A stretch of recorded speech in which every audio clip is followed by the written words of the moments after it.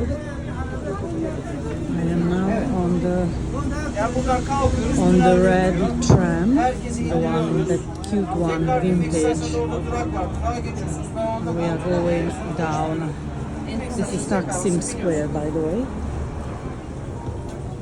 You can see something here. That's Taksim Square. And I'm going. Hello. Hello. I'm going down. O da yıldı, ben de yıldım. Ben de yıldım.